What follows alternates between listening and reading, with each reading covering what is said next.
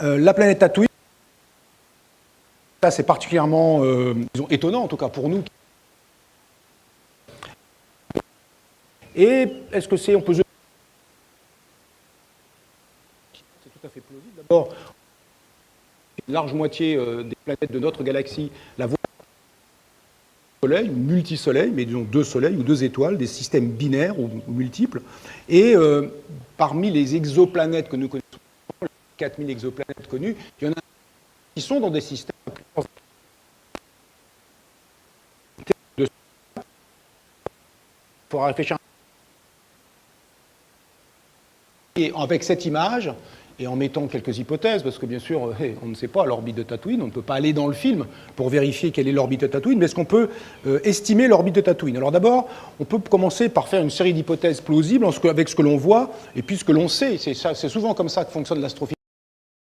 On sait d'ici et maintenant, de la physique d'ici et maintenant, élaborée sur Terre, et ce que l'on voit du monde, alors de l'univers grâce au télescope, etc., il faut essayer de reconstruire une représentation la plus plausible, la plus cohérente possible entre ce que l'on sait et ce que l'on voit. Alors, avec ces éléments-là en tête, les Tatooine sont assez similaires aux nôtres. Bon, c'est pas facile à dire comme ça. Pourquoi ils sont similaires? On sent que ça ressemble à un coucher de soleil terrestre, sauf qu'il y a deux soleils au lieu d'un. Il y a un soleil qui est plus bas sur l'horizon, qui est plus rouge, comme le soleil terrestre qui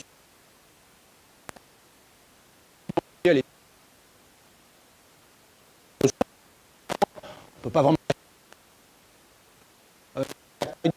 dans le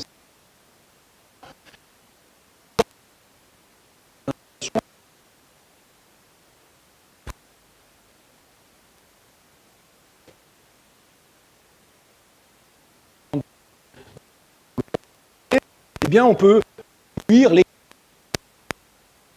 diamètres, donc ça fait quelque chose comme 2 degrés, c'est l'écart angulaire entre les deux soleils. Bon, alors 2 degrés, ça veut dire que là où est Tatooine, les deux soleils ils peuvent être vus assez proches l'un de l'autre, ce qui par exemple dans un système à deux corps, alors on va tout de suite monter le niveau puis on va redescendre, dans un système à deux corps, et puis quand il y en a un troisième, qui est la planète, les deux corps sont les étoiles, il y a des points particuliers qui s'appellent les points de Lagrange, qui sont des points d'équilibre entre la gravité des deux étoiles et la force centrifuge, quand on se met dans le référentiel des deux étoiles en mouvement simultané autour de leur centre de gravité commun. Donc dans ce référentiel, notamment, il y a des points de Lagrange qui sont d'équilibre stable, L4 et L5. Les trois premiers, L1, L2, L3, sont des équilibres instables, donc ne nous intéressent pas pour y mettre une éventuelle planète. Mais L4 sont des points d'équilibre stable, et on pourrait se dire, ah, voilà un bon endroit pour mettre une planète. Alors, si on met un objet en L4 ou en L5, cette position de ces deux points-là, elle fait un triangle équilatéral avec les deux astres, avec les deux soleils. Et donc, on les verrait tout le temps avec 60 degrés de séparation angulaire dans le ciel. Donc déjà, on sait, vous voyez, qu'on n'est pas ni en L4, ni en L5 du système. Alors, on pourrait être avec une orbite très proche d'une des deux étoiles, ou très proche de l'autre étoile, pour que les orbites soient stables, parce qu'on veut que Tatooine, elle tourne des milliards d'années, enfin comme sur Terre, peut-être pour qu'une vie s'y développe. Après tout, dans les extraterrestres qu'on voit sur cette planète, il y a peut-être une vie indigène qui s'est développée depuis les premiers instants, si j'ose dire, depuis l'apparition, la formation de la planète. Et donc, si on veut que l'orbite soit vraiment stable, il faut être soit près d'une étoile, soit près de l'autre étoile, mais auquel cas, vous risqueriez d'être un peu grillé par l'étoile. Alors Tatooine est une planète désertique, mais pas au point d'être grillée, en étant trop proche, comme Mercure, par exemple, du Soleil. Et puis l'autre solution, c'est d'englober les deux soleils, ce qui est le plus probable, et ce qui rend finalement la possibilité de voir les deux soleils proches angulairement dans le ciel, à peu près 2 degrés, l'estimation 2 degrés, tel qu'on le voit là, c'est rend les choses possibles. Alors on peut, pour savoir à quelle distance on va être, c'est pas suffisant d'avoir la distance angulaire entre les deux étoiles, il faut aussi connaître, par exemple, la distance réelle qui sépare les deux étoiles. Alors pour avoir cette distance réelle, enfin, je ne vais pas dire l'avoir, mais en tout cas en faire une estimation, une valeur minimum de la distance qui sépare les deux étoiles, on peut constater qu'elles sont toutes les deux sphériques, ces deux étoiles, ce qui paraît logique pour les étoiles, mais en fait, si elles étaient assez proches physiquement l'une de l'autre, admettons, je ne sais pas moi, 5 millions de kilomètres l'une de l'autre, et que ce soit des étoiles qui sont comme notre Soleil, qui font 700 000 kilomètres de rayon, eh bien les forces de marée d'une étoile sur l'autre les déformeraient suffisamment pour qu'elles ne soient pas sphériques. Et donc, si on les voit à peu près sphériques, ça veut dire qu'elles sont finalement physiquement en kilomètres suffisamment séparées pour que les forces de marée de l'une sur l'autre ne les déforment pas, de sorte que ça ne se voit pas, en tout cas à l'œil, à l'endroit où est placé Tatooine. Alors quand on joue un peu avec tout ça, il y a encore des choix un peu arbitraires à faire dans les valeurs numériques, on va se dire que les distances entre les étoiles vont être supérieures de l'ordre d'une dizaine ou une quinzaine de millions de kilomètres, et si on prend cette valeur-là comme séparation, alors que c'est une valeur minimum, ça aurait pu être plus, eh bien ça met Tatooine à une distance qui est environ 200 millions de kilomètres, c'est-à-dire 1,3 fois la distance Terre-Soleil. Et ça, c'est une distance qui plaît bien, parce que si elle était la même distance de ces deux étoiles que la Terre du Soleil, il y a deux étoiles, donc elles recevraient un flux double. Mais si vous doublez le flux du Soleil sur la Terre, essentiellement, ça vous carbonise. Enfin, ça se passe très très mal pour la surface de la Terre. Alors, il fait chaud sur Tatooine, mais pas au point où que la vie soit impossible. Donc, en étant plus loin, on a certes deux étoiles, mais en étant plus loin, on a un flux qui ne sera pas le double, qui sera en fait à peu près supérieur de 10% au flux que la Terre reçoit du Soleil. Ce qui est déjà pas mal, et ce qui permet peut-être de rendre compte que Tatooine est une planète désertique. Alors on pourrait ajuster les nombres et jouer avec, mais l'idée c'est que Tatooine orbite autour de ces deux étoiles, autour du centre de gravité commun de ces deux étoiles, c'est elles qui sont l'essentiel de la masse du système, à une distance qui est un peu plus grande que la distance Terre-Soleil, si on suppose que ces deux étoiles sont comme le Soleil. Alors évidemment, on est dans un film, il y a un petit problème sur cette image. On est sur Tatooine, normalement. Il n'y a qu'une seule ombre. Voilà. Il n'y a qu'une seule ombre. Alors que s'il y a deux soleils, il devrait y avoir deux ombres. Surtout que là, on en est loin, on devrait les avoir. Ils sont toujours angulairement proches dans le ciel de Tatooine. Donc il y en a un qui va se coucher avant l'autre. De temps en temps, il n'y aura qu'un seul soleil dans le ciel, mais ça ne dure pas longtemps. C'est juste à l'aube, en gros, ou au crépuscule. Et donc, il n'y a qu'une seule ombre. Alors à l'inverse, maintenant, on peut faire exactement la même enquête. Où est-ce que cette image n'a pas pu être prise sur Terre? Ou l'inverse. Où est-ce que cette image a pu être prise sur Terre? Alors, toi, tu sais qu'elle était prête à Tatooine, mais parce que tu connais la réponse. Bien sûr. Bon, si elle n'a pas été prise à cet endroit-là, si on ne sait pas, imaginons qu'on ne sache pas, est-ce qu'on peut quand même déterminer des zones géographiques possibles pour avoir cette image? Il y a des zones qui sont impossibles. Donc, cette image ne peut pas être prise au pôle Nord, par exemple. Bon, vous allez me dire pourquoi pas au pôle Nord? Parce qu'il y a du sable. Ce n'est pas un vrai argument, parce que peut-être que les réalisateurs du film, ils ont importé 500 tonnes de sable, ils les ont mis par terre et ils se sont mis là. Mais elle ne peut pas être prise au pôle Nord, cette étoile, et même dans plein d'autres régions, parce que l'ombre qui est montrée là, regardez, elle est sous vos pieds. En France, par exemple, l'ombre, elle n'est jamais sous vos pieds. Parce que pour que l'ombre soit sous vos pieds, il faut que le soleil soit au-dessus de votre tête, au zénith. Et pour être au zénith, le soleil, il faut être forcément dans la bande intertropicale. Il n'y a pas d'autre solution. Donc cette image, alors il faut être à midi, pas forcément à midi, oui, à midi solaire, au plus haut. Le zénith, c'est pas quand le soleil est au plus haut. Le zénith, c'est la direction au-dessus de ta tête. Donc le zénith d'ici, c'est là. D'accord? Mais le soleil au plus haut dans le ciel, à midi solaire, on appelle la culmination. D'accord? Donc quand on dit improprement le soleil est à son zénith, non. Il culmine, il est au plus haut dans le ciel, et le zénith, c'est là. Et pour être au zénith, il faut être dans la bande intertropicale, forcément, et ça se produit 2 fois par an. Enfin, autour des solstices, et il n'y a qu'une seule solution, autour des solstices. Il faudrait réfléchir un peu. En tout cas, ça ne se produit que 2 fois par an. Et à l'équateur, il faut réfléchir à l'équateur. Quand est-ce que le soleil est au zénith à l'équateur? Aux équinoxes, exactement. Il allait le dire, le jeune homme, c'est ça. Donc 2 fois par an aux environs des équinoxes. On se retrouve du coup avec une situation où si on pense que ce n'est pas un décor, en tout cas pas un décor artificiel, la situation c'est que on est dans une région, disons, désertique, ce qui élimine toutes les régions, je ne sais pas, l'Amazonie ou je ne sais quoi, ça les élimine, et vous avez restreint le nombre d'endroits où cette image a pu être prise. Donc cette enquête-là, on l'a fait sur une image, disons, réelle, parce que cette fois-ci c'est une image d'un film, mais pour un film et qui est une image réelle, on peut faire la même chose, c'est ce que je fais avec la science-fiction, on peut faire évidemment la même chose avec le monde réel. Alors la planète Mustafar, la voilà vue de l'espace, telle qu'elle est présentée dans le film de Star Wars épisode 3. C'est la planète où ils se battent, les Jedi se battent avec de la lave, il y a des champs de lave terribles, des éruptions, etc. Et vu de l'espace, on voit qu'effectivement le sol a l'air par endroits sombre, très sombre, solide, il y a un sol solide, mais il y a aussi des endroits chauds, brillants, parce que c'est de la roche liquide qui est là, et il y a des éruptions volcaniques et de la lave liquide à la surface de la planète. Alors ça, est-ce que c'est plausible, ou du moins, qu'est-ce que ça évoque? Alors ça évoque 2 choses. La première, ça pourrait être la fin, les dernières étapes de la formation d'une planète comme la Terre, qui s'est formée par agrégation de matériaux dans le disque qui prévalait. Au moment où le Soleil s'est formé, il y a de la matière qui est restée autour du Soleil sous forme d'un disque, à partir duquel se sont formées les planètes. Et dans ce disque, la matière s'est agrégée, les gros gagnent toujours en gravité. Plus exactement, 2 corps s'attirent de la même façon, avec la même force. Je tire la Terre vers moi aussi fort que la Terre me tire vers elle. La Terre me tire vers elle avec une force qui est mon poids, je tire la Terre vers moi avec une force qui est mon poids. Simplement, qui est-ce qui bouge si je me jette de la table et que je me jette d'ici et que je fais ça? Qu'est-ce qui bouge? Les deux, la Terre et moi, mais plutôt moi, parce que la Terre a une inertie si grande, c'est-à-dire sa masse est si considérable par rapport à la mienne, qu'en pratique, elle ne bouge pas. Et moi, je bouge. Donc je dis qu'en gravité, les gros gagnent toujours. La David contre Goliath, eh ben, c'est toujours Goliath qui gagne, parce que les deux corps, le gros et le petit, s'attirent avec la même force, mais celui qui bouge le plus, celui qui a la plus faible inertie, c'est le petit, et il tombe sur le gros, qui le prend dans la tronche, ça le secoue un peu, si c'est la vitesse de collision est rapide, ça chauffe le corps, éventuellement ça le brise, mais s'il est déjà assez gros, ça va le chauffer, et ça va petit à petit augmenter sa masse, et ce corps chaud, une fois qu'il n'y a plus de combattants, une fois qu'il n'y a plus de matière à accréter, comme on dit, eh bien ce corps chaud va se refroidir, et puis éventuellement former une croûte solide, et puis avoir une atmosphère, et blablabla, et ça fait une planète. Je ne rentre pas dans les détails de toute la formation après des planètes, il y a des spécialistes, déjà peut-être dans les discussions, dans les conférences, il y aura des choses sur les... Donc ça pourrait être la fin de la formation d'une planète, peut-être, Mustafar.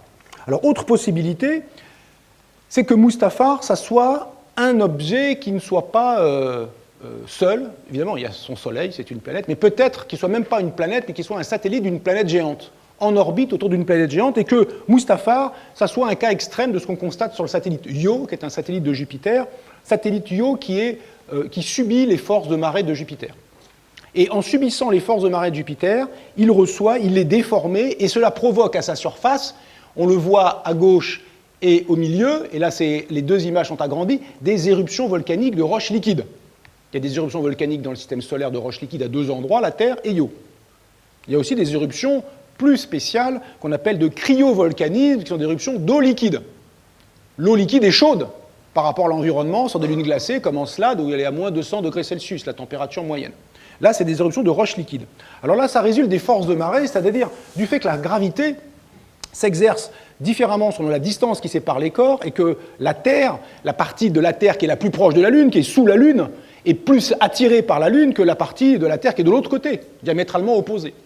Et si on se met dans le référentiel de la Terre, ça signifie que la Terre va sentir un étirement sous l'effet de l'attraction de la Lune, étirement qui est très sensible sur les volumes liquides, sur les océans, et qui cause les marées océaniques, mais qu'il y a aussi des marées que les continents subissent aussi, il y a aussi des marées continentales. Il y a un laboratoire à Bruxelles qui s'occupe de ça, de mesurer les marées continentales européennes, et à Paris, on pourrait, avec des instruments adaptés, mesurer la marée haute à Paris, la marée continentale, de croûte terrestre qui se soulève de 30 cm. Alors comme tout le monde se soulève, vous voyez, ça va. C'est pas juste un endroit. Donc ce sera embêtant.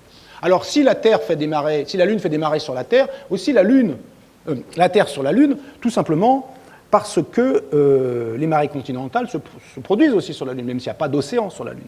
Alors la Terre étant plus massive que la Lune, c'est un peu plus que ça, mais enfin essentiellement plus massive et avec un plus grand rayon, même sa masse volumique est plus importante que celle de la Lune. Le résultat, c'est que la Lune se déforme de l'ordre de 1 mètre sous l'effet la croûte lunaire se déforme de 1 mètre sous l'effet des marées terrestres. Alors si maintenant on prend le couple Jupiter-Io, la déformation c'est de 100 mètres. Ça paraît pas beaucoup, Io c'est gros comme la Lune, le rayon de la taille de Io c'est à peu près comme la Lune. 100 mètres ça paraît pas beaucoup, sur à peu près 1750, 1800 km de taille, ça paraît pas beaucoup, mais c'est suffisant pour écraser, relâcher Io au rythme de sa révolution. Elle a une orbite elliptique autour de Jupiter. Au rythme de sa révolution, elle est écrasée, relâchée. Quand on fait ça avec une balle de squash, par exemple, en général, on l'écrase, on la relâche en tapant dessus, elle chauffe. Ça dissipe de l'énergie. Eh bien, cette dissipation d'énergie provoque des fissures, des fêlures dans la croûte de Io et éventuellement des remontées de roches chaudes et éventuellement liquides qui provoquent ces éruptions volcaniques. On pourrait se dire que peut-être Mustafar, c'est aussi ça. C'est un corps qui subit des forces de marée très importantes, soit de la part de son étoile, soit de la part d'une planète géante autour de laquelle elle est en orbite. Donc, du coup, Mustafar n'est pas une planète, c'est un satellite d'une planète géante. Elle est suffisamment proche de cette planète géante, comme Jupiter, et puis elle subit ces forces de marée très intenses, plus que Io encore, et puis ça fait ce résultat-là. Alors, comme souvent en science, on a des fois plusieurs hypothèses, et puis, faute de mieux, on dit, bah voilà, ça colle, les deux hypothèses collent, mais si on n'a pas de nouvelles observations, on ne peut pas faire grand-chose de plus. On en est réduit à les garder jusqu'à ce qu'on sache mieux, jusqu'à ce qu'on observe mieux, jusqu'à ce qu'on ait de nouvelles informations, ou alors éventuellement de nouveaux scénarios, un troisième, un quatrième, ou des arguments pour supprimer un des deux précédents. Alors là, il se trouve que l'argument qui est arrivé m'a été signalé par un étudiant qui assistait à une de mes conférences, un étudiant de l'Université d'Orsay, qui m'a dit Ah, mais dans le Blu-ray. On n'a pas la même image dans le Blu-ray. Moi, j'ai regardé évidemment le DVD, comme un noob. Et dans le Blu-ray, voilà ce qu'on voit. Ils ont retravaillé les images de Mustafar. Et on ne voit pas juste Mustafar seul sur un fond noir, on voit Mustafar avec un gros truc en dessous. Alors là, on se dit, c'est gagné. Mustafar, c'est bien un satellite d'une planète géante qui subit des forces de marée énormes. Ça donne l'impression, cette image, de voir en dessous quelque chose qui sent une géante gazeuse, comme Jupiter. Et Mustafar a l'air pas très loin quand même de cette géante gazeuse. Et du coup, ça fait ces forces de marée énormes qui brisent Mustafar littéralement et qui provoquent ce que l'on voit à sa surface. Donc vous voyez, on a la réponse. Mustafar, c'est la Lune d'une planète géante. On avait l'hypothèse, maintenant on en est sûr, grâce au DVD, enfin au Blu-ray. Alors, troisième planète qu'on peut discuter, de Star Wars, encore de la galaxie Star Wars, qui en a plein, la planète Géonosis, une planète avec un anneau. Alors ça, on dit, bon, pourquoi pas, Saturne a un anneau dans le système solaire. Alors là, c'est un peu différent, parce que c'est une planète tellurique, une planète avec un sol solide qui a un anneau, alors que nous, ce sont les planètes géantes, les géantes gazeuses, Saturne bien sûr, mais aussi Jupiter, Uranus et Neptune, qui ont des anneaux très petits pour les trois autres, mais elles ont des anneaux. L'anneau qui est ici, quand on le regarde bien, si vous prenez une image de Saturne, ça ressemble étonnamment à l'anneau de Saturne. Ils ne sont pas emmerdés, ils ont fait un anneau comme Saturne, comme ça, c'était bien. Alors, quand on a un anneau, c'est intéressant parce qu'on se dit pourquoi il y a un anneau et combien de temps il va rester là. Les mêmes questions que se posent les astrophysiciens qui travaillent sur Saturne, sur le système chronien, le système de Saturne. Alors, voilà une image vue à l'intérieur des anneaux, de l'anneau. On voit devant le vaisseau spatial du chasseur de primes qui est en train de poursuivre, qu'un Jedi est en train de poursuivre. Ce vaisseau spatial donne une idée de la taille des cailloux, quelques mètres, peut-être dizaines de mètres. On a une idée aussi de la distance entre cailloux. On peut estimer la distance entre cailloux, le volume par caillou, finalement, tous les combien de mètres cubes il y a un caillou, et on les voit qui sont assez gros, ces cailloux. C'est des gros cailloux. Par opposition, les anneaux de Saturne, c'est plutôt des poussières, des faits de poussière, ou des petits grains, ou des petits machins qui sont centimétriques. C'est vraiment des petites choses dans l'anneau de Saturne. Là, c'est des gros cailloux. Alors, d'où est-ce que ça peut venir, ces gros cailloux? Et qu'est-ce qu'on peut dire? J'ai mis en dessous, on peut estimer la fréquence des collisions. Alors, d'où est-ce que ça peut venir, d'abord? Eh bien, encore les forces de marée. Peut-être que Mustafar avait que Géonosis avait un satellite, que ce satellite s'est approché. Alors, comment il s'est approché? Il n'a pas décidé. C'est encore un effet, je ne vais pas rentrer dans les détails, d'influence de marée entre le satellite et la planète. La Lune sous l'influence des forces de marée de la Terre et la Terre sous l'influence de marée de la Lune. Il y a deux phénomènes qui se produisent. La Terre, la période de rotation de la Terre sur elle-même augmente, diminue. La Terre tourne plus lentement sur elle-même. Elle faisait un tour en 25 heures il y a quelques centaines de millions d'années. Maintenant, elle fait un tour en 23h56 et plus tard, elle fera un tour en je ne sais pas combien d'heures. Et puis, de l'autre côté, la Lune s'éloigne de la Terre, à un rythme très lent qu'on a pu chiffrer depuis qu'on a envoyé, grâce aux sondes Apollo, aux missions Apollo, dont on fait cette année le cinquantenaire, on a pu poser sur la Lune des rétroréflecteurs qui ont permis de mesurer, grâce à des lasers, la distance de la Lune avec des précisions qui sont de l'ordre de quelques millimètres. Et donc on s'est rendu compte de cet élément qui est centimétrique, qui est très lent, de la Lune par rapport à la Terre. Dans le cas du satellite Phobos, un satellite de Mars, le satellite Phobos est dans une situation un peu différente, je ne rentre pas dans les détails, il y a une interaction de marée entre Mars et Phobos, qui fait que Phobos, au lieu de s'éloigner de Mars, se rapproche de Mars. Et on pense que dans 30 millions d'années, Phobos va tomber sur Mars. Et peut-être, avant de tomber, il va se briser, parce que quand il arrive en dessous de ce qu'on appelle la limite de Roche, Monsieur Roche, c'est pas la limite de Roche comme le caillou, la limite de Monsieur Roche, quand on est en dessous de cette limite, eh bien les forces de marée sont suffisamment fortes pour désagréger le satellite en dépit de sa cohésion interne. Donc ça le brise en morceaux. Donc le satellite, il ne tombe pas comme un gros caillou, boum, il s'arrive sur la surface de Mars. Non, il est brisé en morceaux et donc il va former un anneau. D'accord ? Ça s'est produit pour le cas de la comète Shoemaker-Levy 9, en 1992. Il y a sans doute certains d'entre vous, pas tous manifestement, qui ont dû voir ça. Mais d'autres ont pu voir. Alors, pas tellement la brisure, qui avait été photographiée ensuite grâce à des télescopes orbitaux, des télescopes au sol, où on voyait la comète qui était en 25 morceaux. Elle a fait un tour près de Jupiter, elle a été brisée en morceaux, puis le tour suivant, brrrap, elle est tombée, tous les morceaux ont frappé la surface de Jupiter. On va voir une image tout à l'heure. Donc, on pourrait se retrouver dans une situation où Géonosis a un satellite qui est passé sous la limite de Roche, qui a été brisé, il fait l'anneau, et puis voilà. Ça c'est un scénario plausible. Alors, quand on voit la taille des cailloux qui sont faits, les cailloux sont gros. On sait que c'est quelque chose qui est produit il n'y a pas longtemps. Alors, ça ne veut pas dire grand-chose, pas longtemps. Il faut trouver quelle échelle de temps. Pour avoir cette échelle de temps, il faut essayer d'estimer la fréquence des collisions dans l'anneau. Fréquence des collisions, parce que quand vous avez deux cailloux qui se tapent, ben, ils vont se briser, ils vont faire des petites poussières, ils vont éventuellement se briser. Il y a des bouts peut-être qui sortiront, qui seront éjectés, d'autres qui tomberont sur la planète, et puis un certain nombre resteront en orbite. Et puis ils se taperont, et ils se taperont, et ils se taperont. Et à force de se taper, ben, c'est des plus petits bouts qui deviennent des micro-bouts, qui deviennent des nano-bouts, et à la fin, il n'y a plus de bouts. Donc en attendant assez longtemps, l'anneau va, disparaître. Deux, d'abord, il devrait aussi réduire en taille. Le caillou typique devrait être de plus en plus petit. Là, on voit des gros cailloux. Et pour avoir une idée du temps qu'il faut pour faire ça, on peut estimer la fréquence des collisions. Ça dépend de quoi, la fréquence des collisions dans ces cailloux? Ça dépend de plusieurs choses. La taille moyenne d'un caillou, c'est des collisions géométriques. C'est deux gros cailloux, ils se tapent dedans. Il y a bien leur gravité propre, on va la négliger. Ils pourraient s'attirer gravitationnellement. Je la néglige. Ils se tapent géométriquement. Donc du coup, si vous êtes, l'analogie qu'on peut faire, c'est si vous êtes sur un quai de métro et que le but c'est d'essayer de tamponner tous vos copains qui sont sur le quai, comment vous faites? Déjà, vous écartez les bras. D'accord? Vous augmentez votre surface. Donc ça dépend de la taille du caillou. Si en ce sens, ça dépend de la taille. Deuxièmement, il faut qu'il y ait du monde sur le quai. S'il n'y a personne sur le quai, vous pouvez écarter les bras ou pas, ça ne changera rien, vous tamponnerez personne. Donc il faut qu'il y ait du monde, et du monde, c'est combien de cailloux par unité de volume? Troisième chose, la vitesse relative. Si personne ne bouge, il n'y aura aucune collision. C'est comme les autotamponneuses aussi. Donc il faut connaître la vitesse relative entre cailloux, il faut connaître le volume par caillou, et il faut connaître la taille d'un caillou.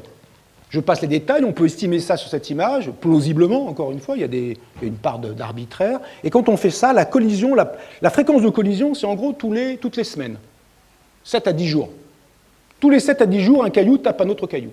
Poum. Donc si on attend assez de fois une semaine, par exemple un an, ça fait 50 semaines, il y aura eu un certain nombre de collisions qui auraient dû fractionner les cailloux, fractionner, et donc on ne devrait pas avoir d'aussi gros cailloux, des plus petits, et puis etc. Et à la fin on obtient plus d'anneaux. Donc cet anneau, il est jeune en un sens qu'il a probablement pas plus que quelques dizaines de fois le temps caractéristique de collision, qui est de l'ordre d'une semaine, donc il a peut-être un an. Alors, j'ai dit tout à l'heure que quand Phobos arrive, va tomber sur Mars, en tout cas va être brisé par les forces de marée de Mars, c'est dans 30 millions d'années. Ça ne se fera pas en une journée, ni même en un an. Elle descend à un rythme extrêmement lent, encore une fois, de l'ordre, ça peut se chiffrer, j'ai pas idée, mais peut-être du centimètre par an ou quelque chose comme ça. Donc ça ne sera même pas du centimètre par siècle, ça sera extrêmement lent. Et donc ça ne va pas se faire en un an, le caillou, ça ne va pas se casser d'un coup en un an. Donc c'est très curieux, ça c'est une coïncidence qu'en physique on n'aime pas les coïncidences, peut-être oui il y a des coïncidences, mais on n'aime pas ça a priori. C'est très curieux que le jour ou la semaine où le Jedi vient enquêter sur tout ce qui se passe dans la galaxie, eh bien ça fait moins d'un an que le satellite de Geonosis a été cassé par les forces de marée, alors que ça prend 30 millions d'années. Ça paraît juste incroyable, quoi. C'est comme la probabilité que vous gagnez au loto parce que vous jouez un jour au loto, quoi. Si vous gagnez, c'est juste incroyable, en fait. La probabilité la plus grande, c'est que vous perdiez, à peu près tout le temps. Donc ça, on n'aime pas trop les coïncidences. Alors comment est-ce qu'on peut résoudre ça? Il y a un anneau, il a l'air jeune, au sens une année. Comment est-ce qu'on peut justifier ça? Et alors du coup, il faut, comme d'habitude en astro, il faut être cohérent avec ce qu'on sait, la physique, là j'ai fait de la physique, et avec ce qu'on voit, l'œuvre. Ce qu'on voit dans l'œuvre, c'est que cette planète Geonosis, ils y vont pourquoi? Pourquoi ils enquêtent? Parce qu'il y a les insectoïdes, les extraterrestres, j'oublie le nom, qui sont là et qui ont fait les plans de l'étoile de la mort. Et c'est pour ça que le comte Dooku, il y va pour récupérer les plans de l'étoile de la mort. Il a dû payer $1 trilliard. Bien. Vous achetez l'étoile de la mort $1 trilliard. L'étoile de la mort, qui, je rappelle, possède un turbo-laser qui détruit les planètes. Est-ce que, sincèrement, vous achetez l'étoile de la mort $1 trilliard sans demander une petite démonstration pour voir que ça marche? Au moins, le turbo-laser, l'étoile de la mort, il faut la fabriquer. Mais le turbo-laser, moi je pense que ce qui s'est passé, c'est pas du tout un truc de force de marée, tout ça, la pipeau de la physique habituelle. C'est que les insectoïdes ont utilisé un prototype du turbo-laser et qu'ils ont dégommé leur lune pour prouver au comte Dooku que ça marchait bien et qu'il fallait envoyer la somme finale. Parce qu'il a donné un compte. Donc je pense que ça, l'hypothèse, c'est un essai de l'étoile de la mort. Voilà. Et c'est pour ça qu'il est jeune. Et c'est pour ça qu'ils arrivent au moment, parce que ça s'est fait. Kondoku, il a filé l'avance de 0,5 trilliards de dollars. Il doit filer les 0,5 restants. Et on lui fait la démonstration, on dit OK, il débloque le pognon, et ça s'est fait il y a 2 ans. Et il vient récupérer les plans et tout ça. Et donc là, c'est cohérent. Vous voyez? Vous avez suivi? Non. Voilà la photo de Shoemaker-Levy et puis des photos des impacts de la comète, enfin des morceaux de la comète sur Jupiter. Alors pour finir, on peut regarder, dire quelque chose sur Pandora et Polyphème. Pandora qui est explicitement donc un satellite de Polyphème, qui est une planète du système d'Alpha du Centaure, ça c'est dans le film Avatar, c'est le système d'Alpha du Centaure, qui est une étoile binaire. Le cas de Polyphème, on ne sait pas s'il y a des jantes gazeuses comme Polyphème dans l'Alpha du Centaure. Polyphème, elle ressemble, regardez bien, hop. Ceux qui sont forts en Photoshop, ils savent faire ça. Moi, j'ai pas réussi, mais en tout cas, c'est ça l'idée, on va dire, hop, hop. Vraiment, c'est la même chose. Hein. Polyphème bien nommé, puisque finalement, le gros cyclone, et il ressemble à l'œil unique d'un cyclope, et Polyphème étant un cyclope bien connu des aventures d'Ulysse. Pandora, quand on la voit, Pandora, elle ressemble vraiment à la Terre, c'est pas la forme des continents terrestres, bien sûr, mais elle ressemble vraiment à la Terre. On voit le bleu des océans, le blanc des nuages, le vert des continents, on sait que Pandora, ça a l'air d'être couvert de forêts, les navis habitent dans des grandes zones forestières. Il y a un côté jour, un côté nuit, on voit à droite le vaisseau des humains qui arrive, on voit à gauche un autre satellite, et on voit en haut un petit point noir. Alors il y a toute une discussion qu'on peut faire, je vais peut-être conclure par ça, c'est peut-être le plus marrant. Il y a d'autres choses encore à dire sur cet engin. Mais c'est de se dire, est-ce qu'on peut déterminer la direction de la lumière, de la source de lumière qui éclaire la scène? Quelle est la direction? Je vous pose la question, et vous pouvez répondre. Quelle est la direction de la source de lumière? Jeune homme.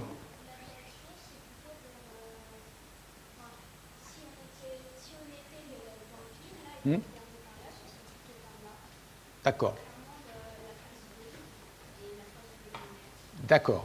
Première réponse, par là. Quand je dis ça, que ce soit bien clair, je ne me moque jamais de la réponse qui est donnée. Ta réponse, tu m'as dit, c'est par là. Note bien, je dis ça pour les suivants, note bien que par là, pour moi, c'est pas très clair. Parce que par là, il faut être dans le film. Tu as précisé, il faut être dans le film. Mais il faudrait que je regarde aussi l'image pour bien comprendre ton plan, d'accord? Mais essentiellement, j'ai compris ton idée et elle est très bonne. Mais on peut faire beaucoup mieux. Jeune homme. Alors, la lumière, elle arrive comme ça. Ah voilà. On est d'accord, tu as compris l'idée. Là, encore une fois, loin, non, il s'agit évidemment, je le répète pour que ce soit bien clair, il s'agit loin de se moquer des réponses, enfin, de se gausser. C'est absolument pas l'objectif, mais c'est de montrer que tu as compris. Vous deux avez compris d'où vient la lumière. Vous avez clairement compris. Mais il faut faire des phrases, on est en science, ou en tout cas on essaie. Ah ben justement, il n'y a pas de reflet, c'est ça. Ça l'envoie que le logiciel qu'ils ont utilisé n'est pas très bon. Il faut essayer de faire une phrase précise. Le problème, c'est que d'un côté, on voit l'ombre sans indiquer que la lumière vient de gauche. Oui. Mais quand on regarde le point noir... Ah oui, alors là, déjà, si vous êtes en deuxième étape. Oublions le point noir pour l'instant. Mais oui, bien sûr, vous avez dit, bien sûr. Vous allez voir, il y a des tas de prolongements. Cette remarque est tout à fait importante. Oublions le point noir, oublions. Alors, le petit reflet qu'on voit là sur la surface planétaire, c'est juste que leur logiciel de fabrication de planètes fictives ne marche pas bien. Il n'y a pas de reflet comme ça quand on regarde la Terre depuis l'espace. La lumière n'est que diffusée, elle n'est jamais reflétée par la surface de la planète comme si c'était un solide. C'est un gaz, l'ambiance est gazeuse, si j'ose dire, parce que c'est l'atmosphère, qui diffuse la lumière, puis il y a le sol qui renvoie, qui diffuse aussi une partie de la lumière, mais il n'y a pas de reflet comme ça. Alors vous avez dit à gauche. Donc par là, à gauche. Oui, tu as dit par là, d'accord. Mais c'est pareil. Ça veut dire que ce n'est pas très clair. Moi, je veux une phrase. Maintenant, je vous mets au défi. Deuxième niveau. Premier niveau, voilà, on dit en langage naturel. Il y a des gens aussi qui font un petit signe du doigt, ou qui me disent à gauche. Quand vous me dites à gauche, moi, je réponds à gauche. Pour emmerder le monde, on est bien d'accord. Non, mais pour dire, donc, c'est extrêmement important d'être précis dans son vocabulaire, de sorte que tout le monde vous comprenne, d'où l'importance des unités en physique, d'où l'importance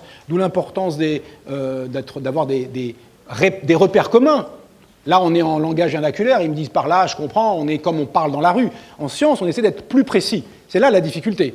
Alors, je voudrais une phrase qui me permette de tracer une ligne sur cette image, et je dis à ce bout de la ligne, De ce côté de la ligne, à cette extrémité, il y a le Soleil, l'étoile qui éclaire. Donc je veux une procédure qui me permet de tracer une ligne. C'est ça un truc précis. Oui. Oui, je suis d'accord, elle arrive de la gauche. Mais vous remarquez que gauche, est-ce qu'il y a un petit pointeur laser? Ah oui, oui, il doit être là.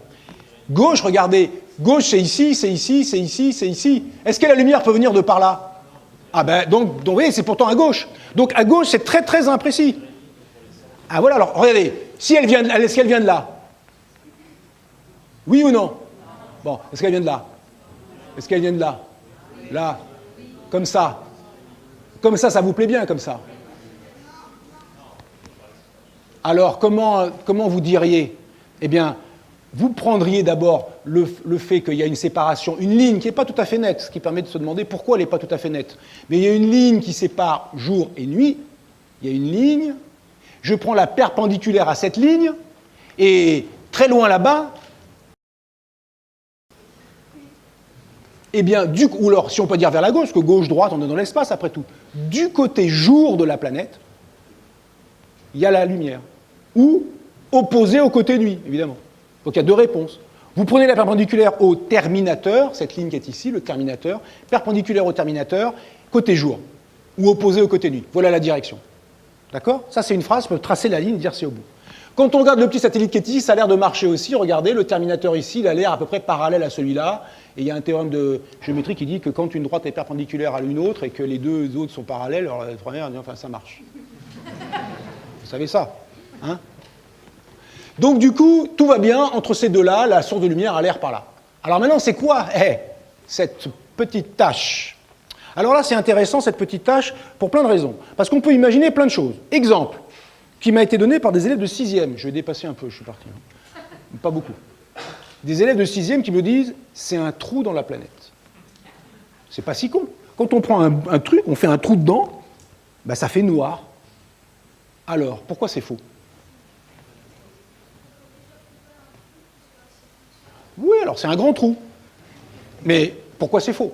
Ça ne peut pas être faux parce que c'est un très grand trou qu'on ne saurait, nous, pas faire. Peut-être ça a été fait par des extraterrestres très forts. Donc il faut trouver un argument pour dire, ben, c'est impossible absolument que ça soit un trou. Et voilà. Parce que c'est du gaz, l'astre qui est derrière, c'est une géante gazeuse. Ce serait une planète solide avec un sol solide, on pourrait imaginer un très grand trou.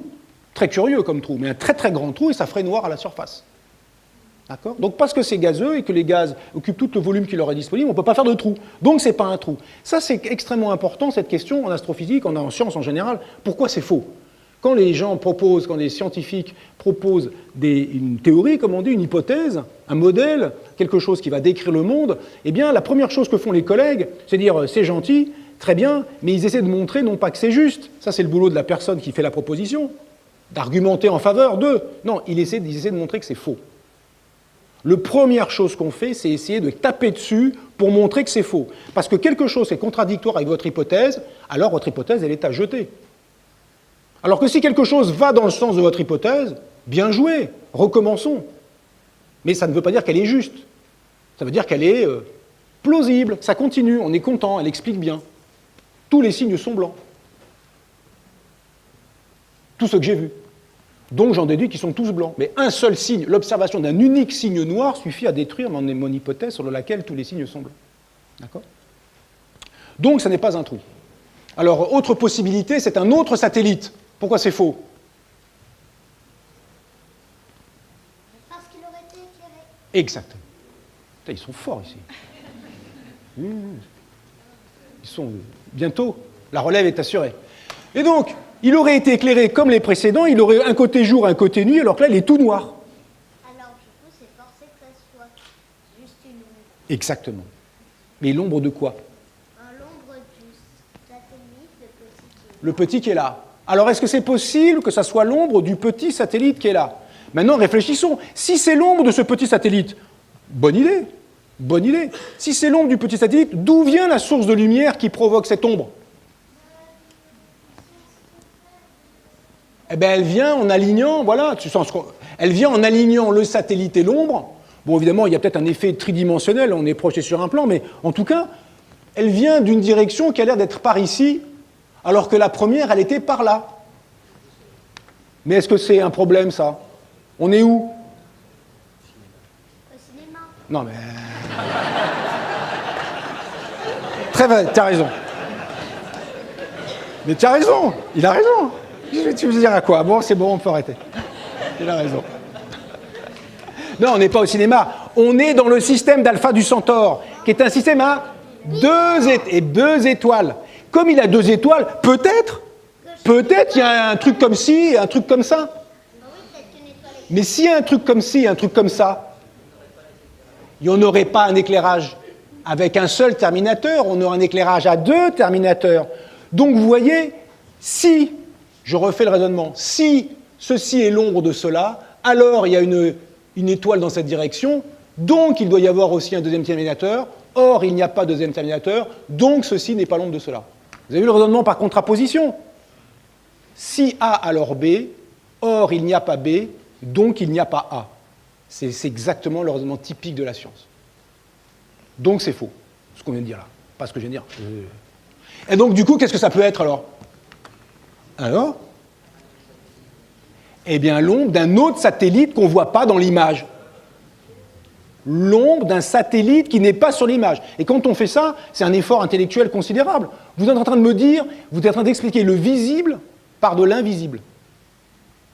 On ne fait jamais ça entre grandes personnes. Pas entre astrophysiciens. Parce que la matière noire, on ne la voit pas. Pas au sens, on ne la détecte pas directement. C'est des détections indirectes. Les exoplanètes, on ne les voit pas directement. L'énergie noire, on ne la voit pas directement. On les invoque pour que ça soit cohérent. La cohérence de cette image impose qu'il y ait quelque chose en dehors du champ qu'on ne voit pas et qui fasse cette ombre. Cette histoire-là s'est produite plusieurs fois dans l'histoire des sciences. Quand on a invoqué, eh bien, c'était une manière de matière noire, la possibilité de l'existence de la planète Neptune à partir des anomalies du mouvement d'Uranus. Et on a trouvé Neptune. On a retenté le coup avec Mercure, avec une planète Vulcain, mais Vulcain n'existe pas. Il a fallu changer la théorie, qui était la gravitation de Newton remplacée par la relativité générale. Donc quand on voit quelque chose qui ne semble pas avoir de cause, eh bien on peut invoquer 2 possibilités. Soit on invoque un nouvel acteur qui provoque ça, et il faut trouver l'acteur en question pour vérifier votre idée. Si cette ombre est là, alors il y a un satellite en dehors. On veut la suite, on veut aller voir si elle est là ou si le satellite est là ou pas. Et deuxièmement, vous pouvez aussi modifier les lois, de dire « Ah ben là, il y a une optique particulière dans ce monde, on est au cinéma, et les ombres, c'est bizarre. » Voilà. Et du coup, on fait ce qu'on veut après. D'accord? Donc ça, c'est l'ombre d'un satellite qui est en dehors, on ne voit pas ce satellite, on n'a pas de zoom de caméra. Je conclue sur cette image. Voici une image de Jupiter, on peut se poser la même question. On voit ici une ombre, 2 ombres, un satellite, un autre satellite, et une 3e ombre ici. On a l'impression que celui-ci fait cette ombre-là, celui-ci fait cette ombre-là. On peut se demander pourquoi l'une est nette et l'autre est floue. Je vous laisse réfléchir à ça. Il y a une ombre qui est ici, sauf que dans la vraie vie, on a les images. Et donc, on se dit, il doit y avoir un satellite, il arrive, et c'est Europe qui arrive, et qui montre qu'il y a bien un autre objet en dehors du champ. On est à 0 minutes. Oui, c'est ça. Moins 8 minutes, qui explique l'ombre que l'on voyait. Vous voyez qu'avec cette petite image de Pandora Polyphème, en se demandant tout simplement d'où est l'ombre, où est la source de lumière, et en essayant de comprendre tous les éléments qu'on voit, on en arrive à la situation où on comprend comment fonctionne la science par essai-erreur, par hypothèse, par cohérence, donc à l'astrophysique, par cohérence entre ce que l'on voit et ce que l'on sait, et en tapant sur les théories, sur les propositions qui sont faites. Si elles cassent, tant mieux, ça en fait une de moins, on en trouve d'autres. Si elles ne cassent pas, on la garde tant qu'elle résiste, et l'ensemble de toutes les choses sur lesquelles on a tellement tapé dessus qu'elles ne se sont jamais cassées, ça s'appelle le programme de physique, de licence, de maîtrise. C'est ce dont se servent les astrophysiciens, les physiciens, les physiciennes, les scientifiques en général dans leur travail. Jusqu'à ce qu'ils en cassent un, et là, yes, ça veut dire prix Nobel si c'est une grosse cassure, ou découverte si ce n'est pas une grosse cassure. Merci de votre attention.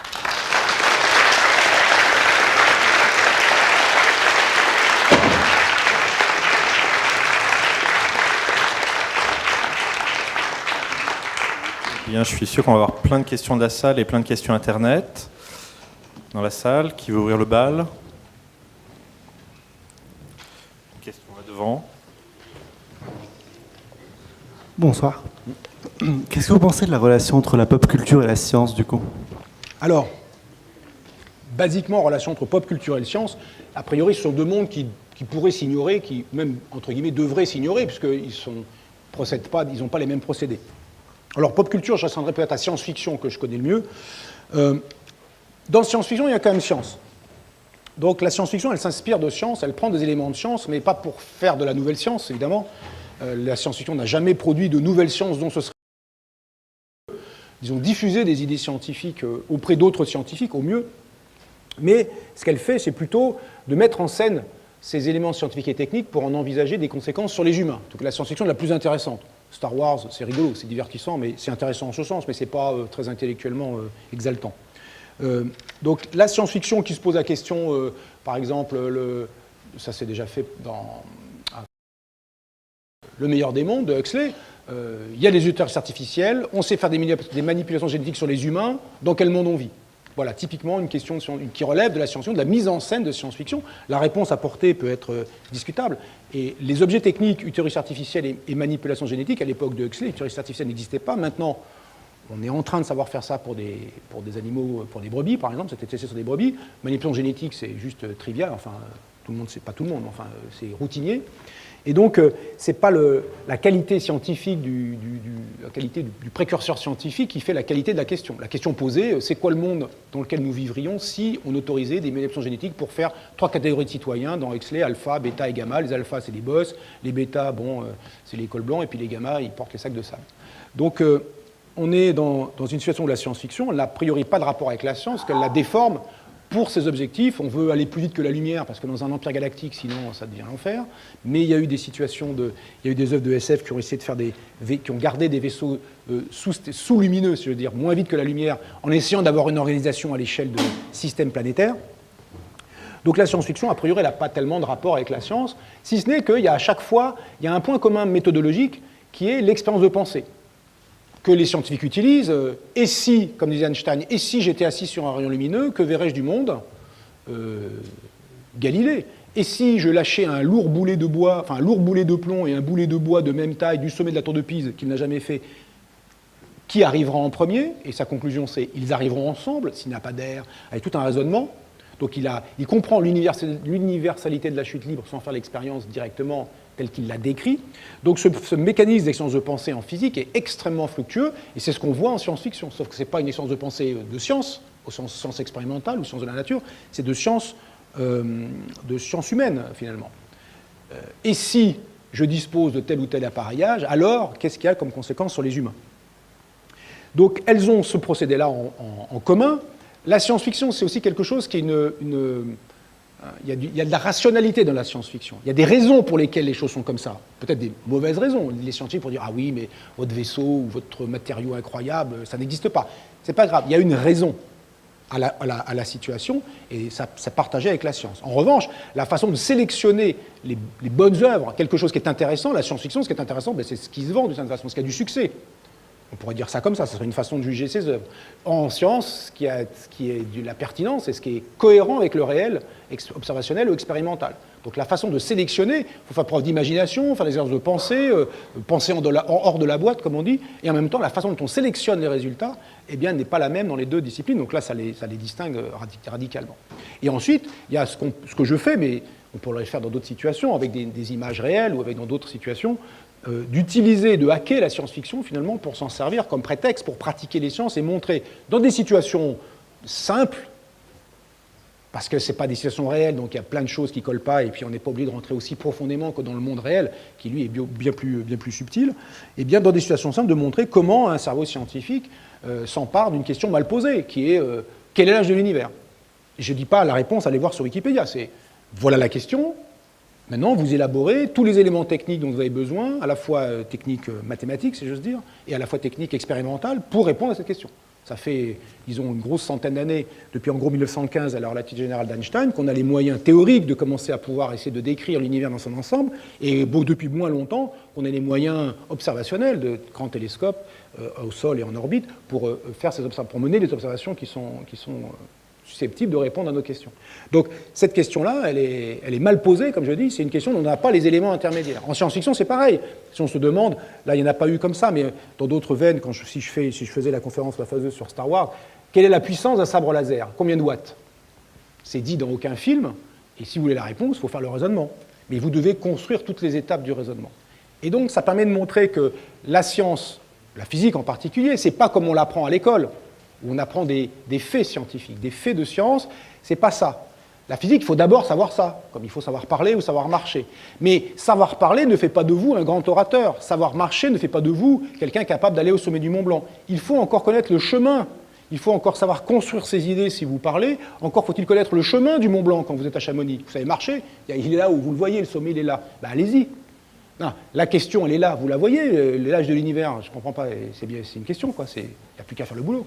Ben, le boulot, c'est précisément ça, décomposer le problème en tous ses éléments, essayer d'y répondre. Ce n'est pas l'œuvre d'une personne, c'est une œuvre collective, ça montre aussi que la science est une œuvre collective, c'est une œuvre d'échange. On a des idées, vous dites « Ah ben non, ça ne marche pas, d'accord, on change, on revient ». Bref, il y a une manière de darwinisme des hypothèses, les mauvaises sont éliminées, les bonnes sont conservées, puis à la fin, éventuellement, on a peut-être la chance d'avoir une réponse plausible, cohérente à la question qu'on s'est posée au début. Ça permet de montrer en miniature ce que l'on fait en science, en vrai, et à des échelles différentes, tant en nombre de personnes qu'en temps passé. On a du temps peut-être pour une question Internet aussi. Mon rôle est extrêmement cruel ce soir. Oui, nous avons une question d'Amelia Pond, qui est visiblement une fan de Doctor Who, représente. Nous avons donc sur Gallifrey, qui est donc, je rappelle, la planète d'origine des Seigneurs du Temps et du Docteur, l'un des deux soleils se lève au sud. Est-ce que c'est possible en vrai? Alors, ben, ça, j'aurais tendance à dire non, parce que la définition nord-sud, est-ouest, la définition nord-sud, en gros, c'est défini par l'axe de rotation de la planète. Donc, il y a deux pôles, et il y en a un qu'on appellera nord, et un nord. Enfin, ça dépend comment on appelle, qu'est-ce que ça veut dire sud pour ces gens-là. Mais sur Terre, ce qui est appelé nord, c'est les deux pôles extrêmes par où passe l'axe imaginaire autour duquel tourne la Terre. Et l'équateur, c'est un plan qui coupe la Terre en deux hémisphères identiques, si on imagine la Terre comme parfaitement sphérique, et qui est perpendiculaire à cet axe. La Terre, un astre, la Terre tourne dans un sens. D'ouest en est ou d'est en ouest, on s'en fout. Si elle tourne d'ouest en est, les astres se lèveront à l'est et se coucheront à l'ouest. C'est la situation réelle. Elle tourne dans l'autre sens, bah, ça changerait, les astres se lèveraient à l'ouest et se coucheraient. C'est un autre problème. Mais ils ne peuvent pas se lever au sud. Le sud, c'est le truc où les astres passent, c'est la direction le long du méridien, la ligne qui joint les pôles. C'est dans cette direction que culminent les astres. À moins que vous appeliez sud, l'est, ou l'ouest, etc. Et à ce moment-là, c'est un jeu sur les mots. Donc, si quelque chose se lève au sud, alors autre possibilité, là, si on veut faire un phénomène naturel tel qu'on le voit sur la Terre, autre possibilité, vous êtes dans la Matrix et puis ils ont fait ce qu'ils veulent, quoi. Mais là, du coup, c'est autre chose. C'est-à-dire, c'est une illusion. Le ciel de la planète où vous êtes, à ce moment-là, je ne connais pas Doctor Who, mais, enfin, je connais deux noms, mais je n'ai pas vu les épisodes de Doctor Who. Le ciel de la planète, à ce moment-là, est une illusion qui est construite pour douiller ceux qui sont à la surface. Très bien. Alors, on a peut-être temps pour une autre petite question de la salle. Ah, un petit garçon là-bas. Est-ce que les trous noirs, ils ont des ombres, une ombre?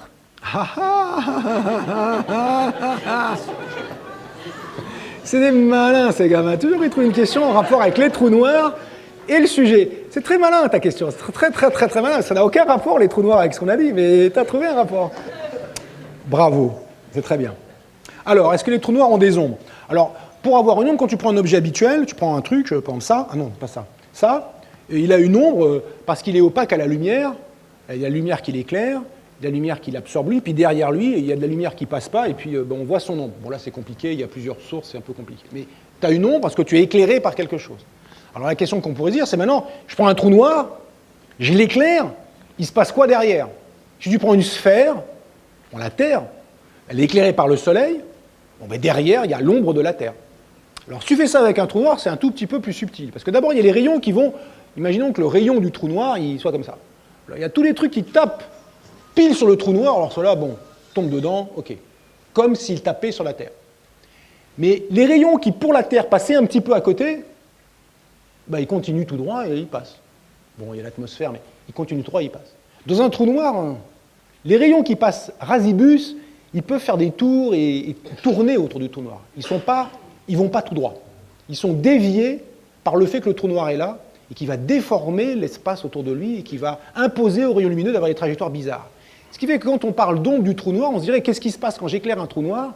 Eh bien, il y a de la lumière qui va faire un tour, par exemple, qui va arriver comme ça et qui va revenir vers toi. Et puis de l'autre côté, pareil.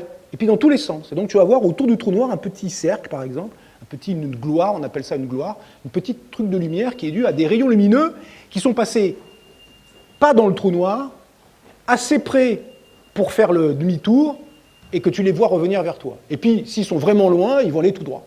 Et donc, du coup, un trou noir, il se manifeste quand on l'éclaire, mais pas comme les objets habituels qui seraient opaques avec une ombre, où quand ça tape dedans, ça n'en passe pas, et quand ça tape à côté, ça passe tout droit. D'accord ? Donc les trous noirs, on peut dire qu'ils ont une sorte de... Comment on pourrait appeler ça ? Les grands spécialistes ont peut-être un mot spécial. Je ne sais pas, une présence, enfin, comment on pourrait dire ça ? Une projection, une silhouette. Merci Frédéric. Une silhouette. On voit la silhouette du trou noir et elle est très spéciale due aux déformations des trajectoires de la lumière en son voisinage. Le temps passant, je crois qu'on va s'arrêter ici. Je vous propose de remercier encore. Merci à vous. Merci.